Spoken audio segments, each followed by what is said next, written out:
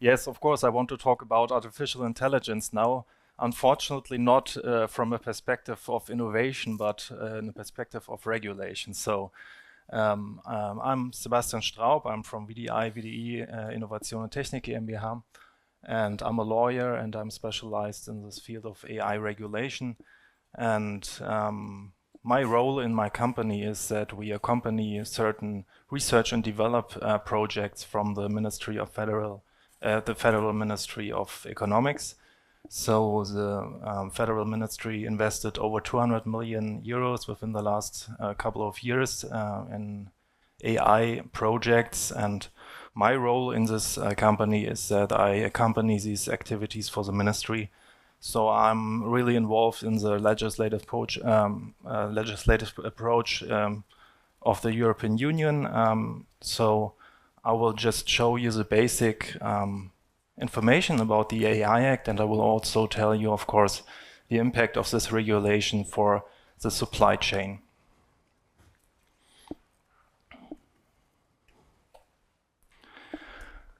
Yeah, so just to introduce you what it's all about. So we're talking about the Artificial Intelligence Act of the European Union, and of course,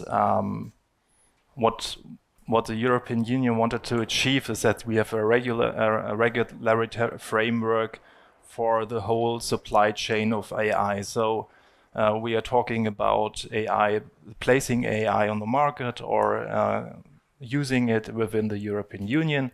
And this legal framework is a horizontal one. So we are not talking about a specific regulation for AI medicine.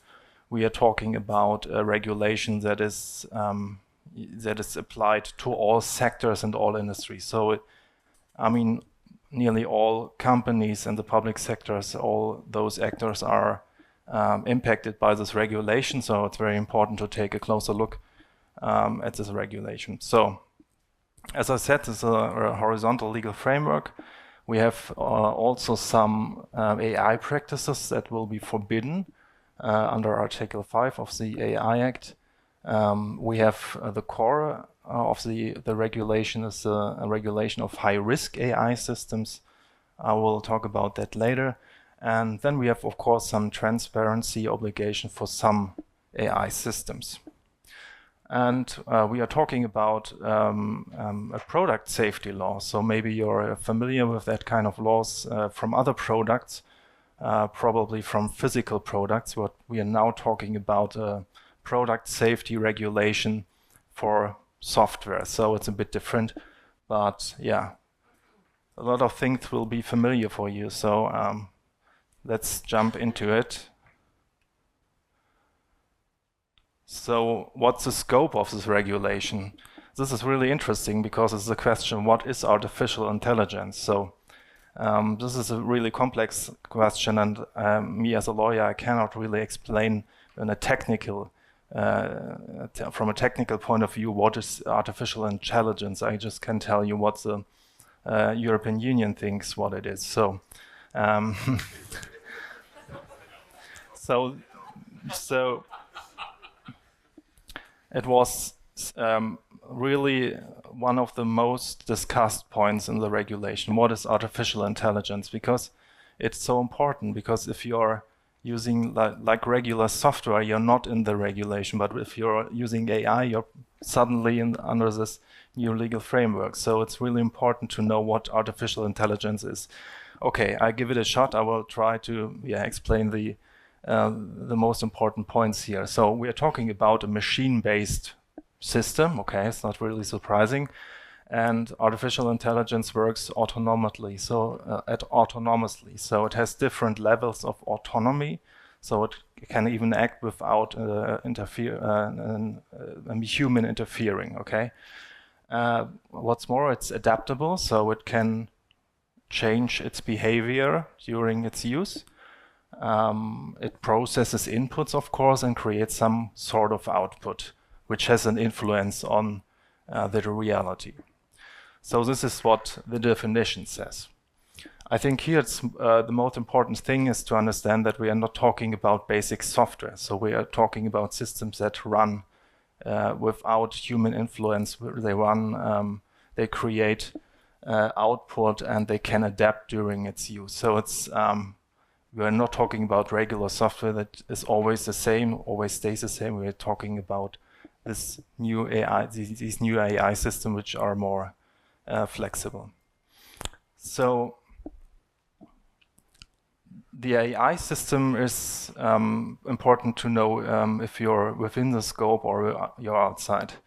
So since the era of ChatGPT began, we have a new definition in the regulation, and that's a general purpose AI model. So it sounds a bit complex, but it's something like the large language models or image generation models you may be familiar with. For example, ChatGPT uses this GPT model, or Meta has its Llama models, also a large language model. So these are these general purpose AI models. General purpose because they are not for a specific purpose. You can use them for a broad range of purposes. So they have a general purpose. And they are also regulated under the AI Act. So to simplify it, we have this AI model, and it's integrated into an AI system. So that's the way the legislator thinks, the world runs. So it's really simplified, but that's how the legislator thinks. It always thinks the model is inside of the AI system. I don't know if it's correct from a technical point of view, but that's the way it is under the AI Act. Okay. So one of the most important things I want to talk about are the risk classes. So the Artificial Intelligence Act has a risk-based approach. That means we have certain systems that have a high risk, and there we have high compliance requirements. And there are systems that have a lower risk or no risk, and they have nearly no regulation. At the top, I already mentioned it, we have this unacceptable risk of these systems. That may be something like social scoring, or AI systems that manipulate people, or, for example, some kind of surveillance for law enforcement. So some practices are forbidden under the AI Act. And then we have this sector of high-risk systems, and this is, I think, the most important thing to understand. So if you have a product or a system that falls under this high risk, then you have to be familiar with the requirements of the AI Act. If you have a system with a limited risk, you're on level 3, then you maybe have to just fulfill some transparency requirements. So it's not that problematic. If you're on level 4, you're really lucky because there are actually no rules for bringing those systems on the market. So it's only important or the most important thing is to figure out if you're on level 2. How do you do that? So there are some classification rules within the AI Act. So the first thing is in Annex 1, Section A, there is a list of product safety laws, like regulations or directives from the European Union. If your product is in one of these regulations or directives, you're automatically in the scope of the AI Act. So you automatically have to fulfill all the requirements in Chapter 3 for high-risk systems. So just take a look at Annex 1, and if you find your product in one of these regulations, and additionally, if your product needs a certification of a third party, then you have to fulfill all the requirements in Chapter 3. The second part is if you want to use AI in certain areas which are really sensitive. For example, if you want to use AI in a power plant, in a critical infrastructure, if you want to use AI in education, or what's more, in the area of employment, law enforcement, etc. So if you want to use AI in these kind of areas, you are automatically considered as high risk, right? So what does it mean if you're using a high risk system or you want to develop one? Here I show you the requirements from Chapter 3 of the AI Act. It starts with the risk management. You maybe know it from other products that you need to implement a risk management. You have to identify risks. You have to try to minimize those risks or reduce them or even eliminate them. The second thing is you have to ensure the data quality, which is really important when we're talking about artificial intelligence. What kind of databases are you using? Is it good data? Is it free of errors? Is this representative? So this is really important because you know maybe the saying crap in, crap out. So if you have a bad basis of data, your artificial intelligence will create bad results. The third thing is technical documentation. What's more, the system must be capable of logging events or incidents. There are some transparency obligations, and which is also important is the possibility of human supervision. That means there must be some kind of, there must be a way that a human can interact with the system. And if there's some kind of problem there must be some kind of, a human must be able to push the stop button. So really simple speaking, right? So this is the possibility of human supervision. And of course, there are some requirements concerning robustness, security, and accuracy of the AI system. Okay, these were the general explanations about the Act. Now we are talking about the supply chain, and I developed some examples, or just, I developed this chart just to show you what we are talking about. On the left-hand side, we have like a model provider, as I talked about it, maybe some sort of large language model, or in my example, a tech company that develops this model for analyzing visual data. So this model is specialized on visual data, but it has no certain no purpose. So it's really broad. It can do a lot of things in analyzing visual data. In the middle, we have the provider of the AI system, and he takes this model and integrates it into a system. And he, of course, develops a user interface and so on and so forth. And now he's specializing the system for detecting certain diseases, for example, in X-rays. So now he has a super diagnostic tool, and he sells it to the deployer, for example, a hospital. And the hospital uses the system with its own data, and it's assisting the doctors to make a diagnosis and so on. So this is like a real classic value chain here.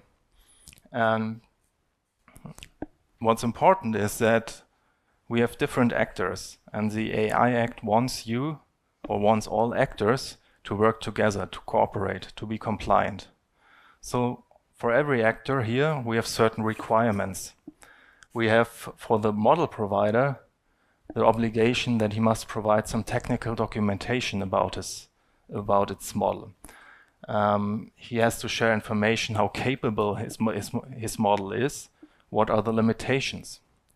He has to provide information about the training data, which data was used to train the model.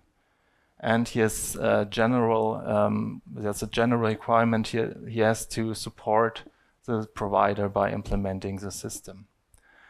So, to make it short, he has to enable the provider to be compliant. In the middle, we have the provider himself. So he has to fulfill all the obligation I just showed you in Chapter 3. So this is a lot of work. And of course, he has some information from the provider. But what he has to do, of course, he has to implement this risk management system. And now he has to make sure that the provider or the deployer in the end is able to use the system compliant. So he must himself enable the deployer to be compliant. For example, he must provide instruction for the use of the system.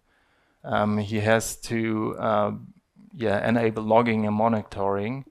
And the deployer at the end, of course, he has to follow the instruction of the provider. He has to assign the human oversight.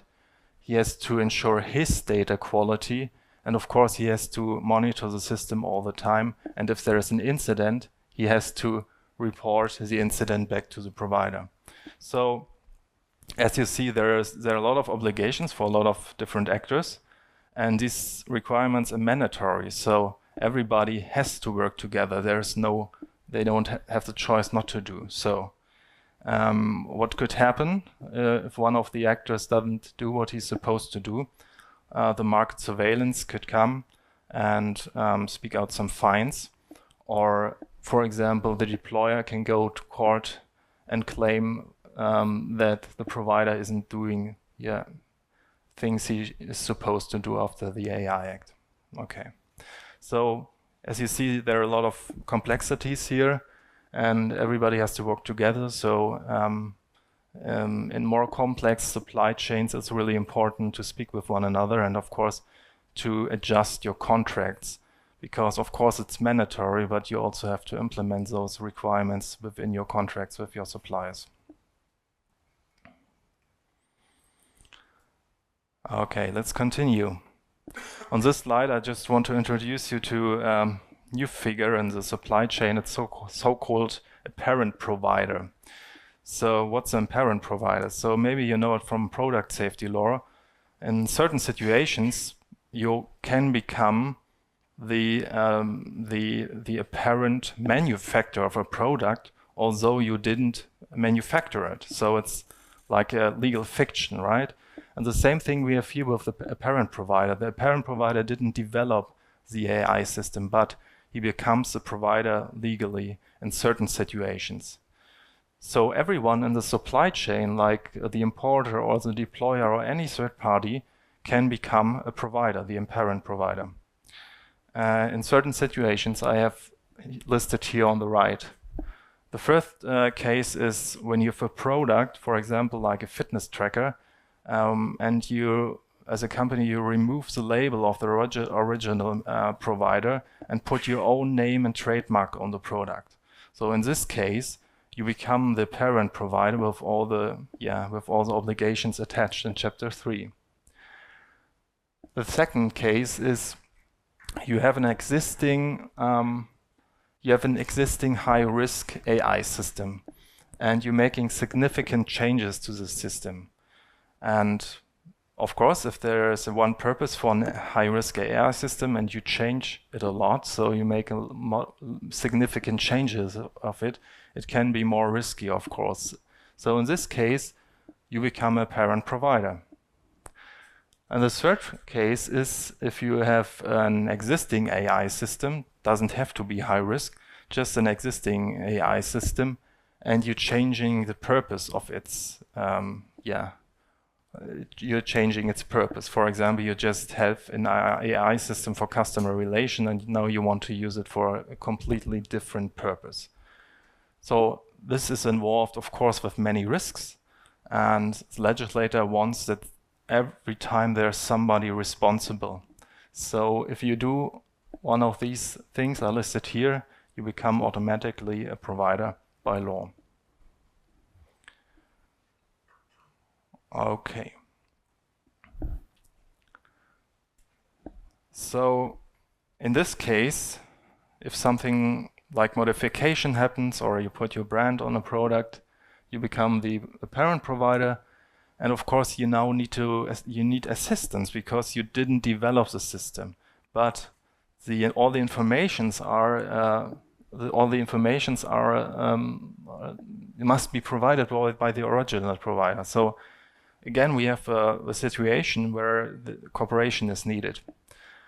So the original provider, according to Article 23, must do certain things to assist the apparent provider.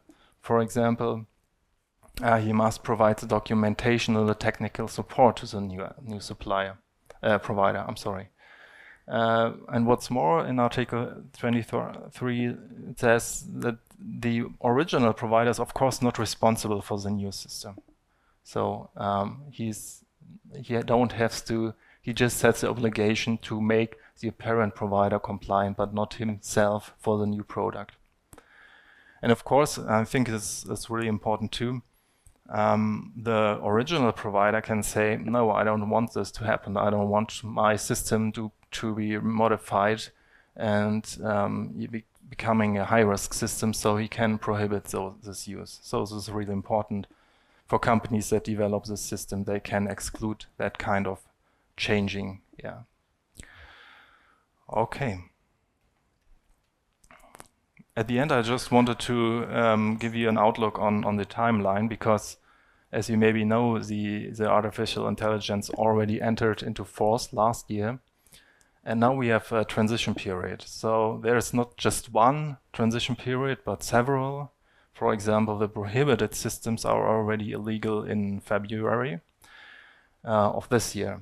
The Annex 3 systems, that are systems that are used in a really sensitive area, they have to fulfill the requirements in 2 years, so the 2nd of August 2026.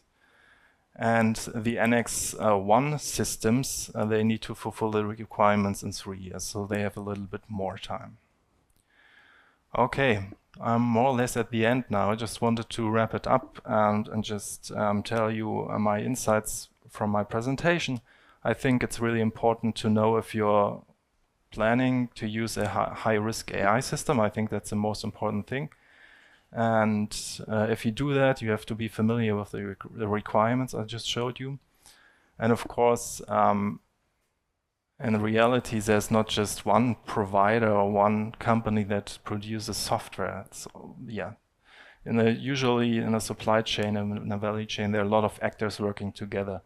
But you have to be clear who is the provider, who's the model provider, who's the deployer. So that has a lot of complexities. And I think everybody should use this transition phase to check its supply chain and, yeah, just to be sure that everything is okay and you comply in the end with the regulation I just showed you. Okay, this is the end. Yeah, thank you very much for the attention. I'm more or less in time, and yeah, I'll be happy to answer the questions later on. Yeah, and thanks. Yeah, so if you want to contact me and further questions, of course, you can do that too. Yeah, thank you. Thanks, Sebastian.